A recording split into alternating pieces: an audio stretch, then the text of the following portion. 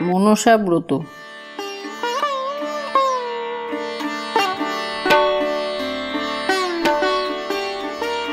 সময় বা কাল। শ্রাবণ ও ভাদ্র মাসে শনি ও মঙ্গলবারে মনসা পুজো করার নিয়ম। ব্রতের দ্রব্য ও বিধান। একটি মনসা গাছ, নৈবেদ্য, 8টি কলা আর দুধ। মনসা পুজোয় ধূপ দেওয়া নিষেধ। ব্রত কথা।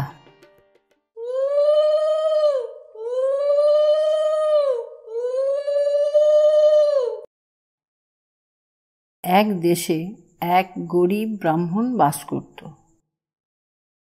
তার 7টি মেয়ে হয়েছিল, কিন্তু ছেলে একটিও হয়নি। সে ঠিক সময় মতো 6টি মেয়ের বিয়ে দিয়ে দিল, কিন্তু তার ছোট মেয়ে সরলার বর আর কিছুতেই জুটল না। ব্রাহ্মণ চারিদিকে সরলার জন্য বর খুঁজতে লাগল। শেষে তাদের গ্রাম থেকে কিছু দূরের গ্রামে এক ব্রাহ্মণের খবর পেয়ে সরলার বাবা সেই ব্রাহ্মণের বাড়ি গেল। সেই ব্রাহ্মণের 11টি ছেলে ছিল। সে 10টি ছেলের বিয়ে খুব বড়লোকের বাড়িতে দিয়ে 10টি বউ এনেছিল, কিন্তু বড়লোকের মেয়েরা শ্বশুরকে মোটেই যত্ন করত না। সেই জন্যে সে তার ছোট ছেলের বিয়ে দিয়ে একটি গরিবের মেয়ে আনার জন্যে খোঁজাখুঁজি করছিল। সে সরলার বাবার কাছে সরলার কথা শুনে সরলার সঙ্গেই তার ছোট ছেলের বিয়ে দিল। সরলা শ্বশুরবাড়িতে এলো, কিন্তু শাশুড়ি আর জায়েরা তাকে দেখে ঘেন্না করতে লাগলো। একমাত্র শ্বশুর ছাড়া সরলাকে কেউ ভালো চোখে দেখতে পারত না। তার জন্যে সরলার মনে খুব কষ্ট ছিল। সে ভাবত যে গরিবের মেয়েরা বেঁচে থাকে কেন?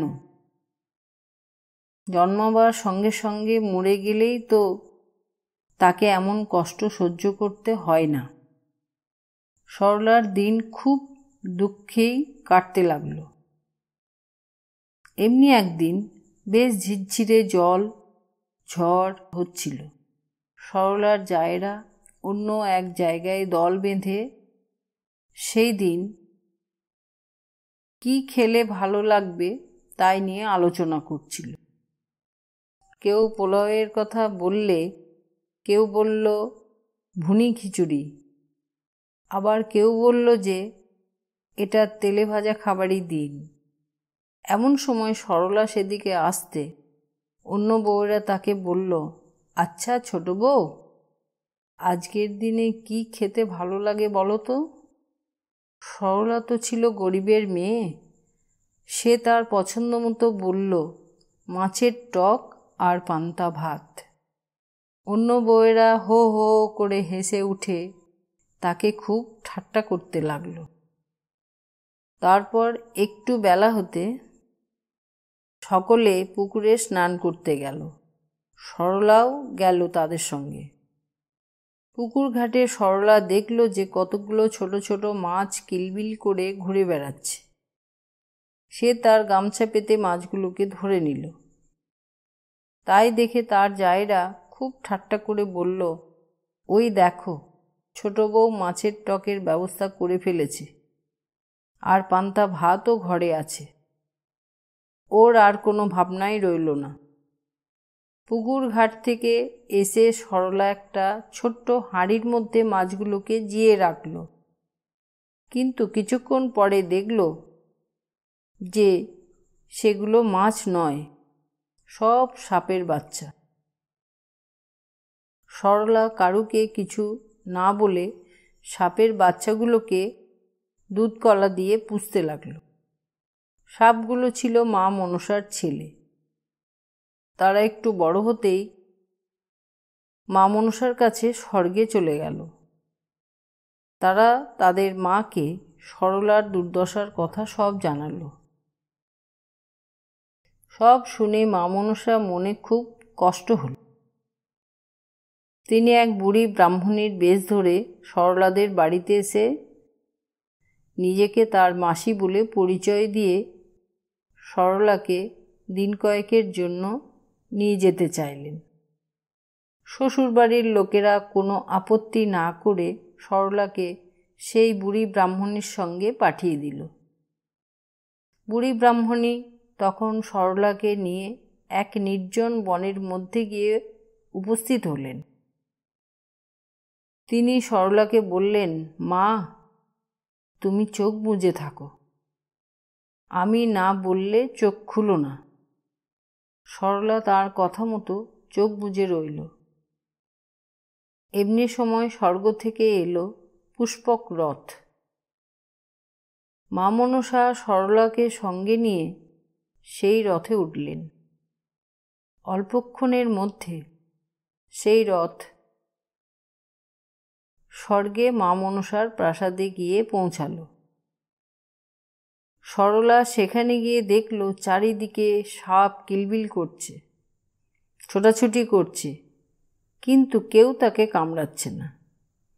মনসা দেবী তখন সরলাকে বললেন, মা সরলা, আমি তোমার মাসি নই, আমি মনসা দেবী।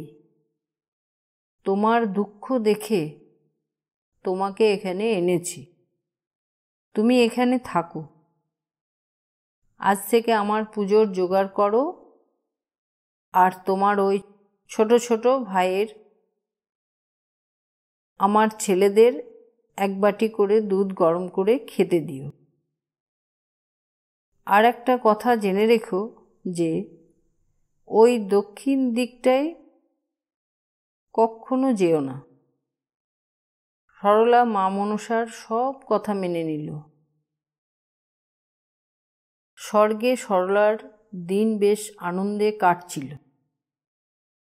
হঠাৎ একদিন মা মনসার বারণ থাকলেও দক্ষিণ দিকটা তার দেখবার ইচ্ছা হলো। সে দক্ষিণ দিকে গিয়ে দেখল যে মা মনসা নাচছেন। নাচ দেখতে দেখতে সরলা ছোট ভাইদের জন্যে দুধ গরম করার কথা একেবারে ভুলে গিয়েছিল।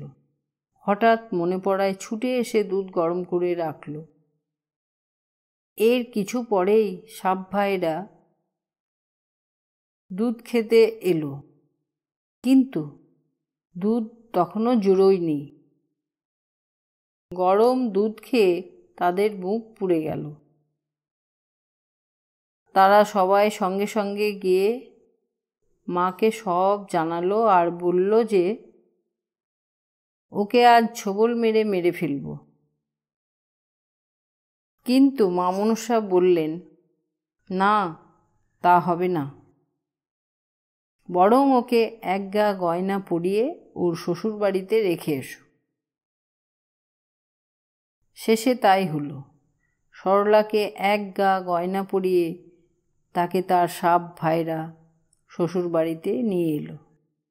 সরলার গায়ে এক গা গয়না দেখে তার জায়েরা আবার খুব ঠাট্টা করে বলল, এক গা গয়না পরে কত ঢং দেখো। সরলা তখন বলল, ষাট ষাট, বেঁচে থাক আমার আড়ল পাড়ল ঢোঁড়া বোড়া কেউটে আমার সাপ ভাইরা, আমার আবার গয়নার অভাব। তখনও সরলার সাপ ভাইরা তাকে পৌঁছে দিয়ে বাড়ি ফেরেনি, আশেপাশেই ছিল। তারা সরলার কথা শুনে স্বর্গে গিয়ে তাদের মাকে সব বলল। সব কথা শুনে মা মনসা আবার সরলাদের বাড়িতে এলেন। আর যেখানে যা সাজে সেইভাবে সরলাকে আরও গয়না পরিয়ে দিয়ে বললেন, মা, আরও গয়না পরিয়ে দিয়ে বললেন, মা, তুমি পৃথিবীতে এখন থেকেই আমার পুজোর প্রচলন করো। আমি বাস করব ফণী মনসা গাছে। দশহারা আর নাগপঞ্চমীর দিন এই গাছের ডাল এনে বাড়িতে পুজো করো। প্রত্যেক বছর ভাদ্র মাসের শনি ও মঙ্গলবারে আমার পুজো করে পান্তা ভাত ভোগ দিও। তাহলে কখনো সাপের ভয় থাকবে না। এই কথা বলে মা মনসা অদৃশ্য হলেন। সেই থেকে দেশে দেশে মা মনসার পুজোর প্রচার হলো। ব্রতের ফল, শ্রাবণ মাসে মনসা পুজো করলে বাড়িতে কখনো সাপে কামড়ানোর ভয় থাকে না। ব্রতকথা সমাপ্ত।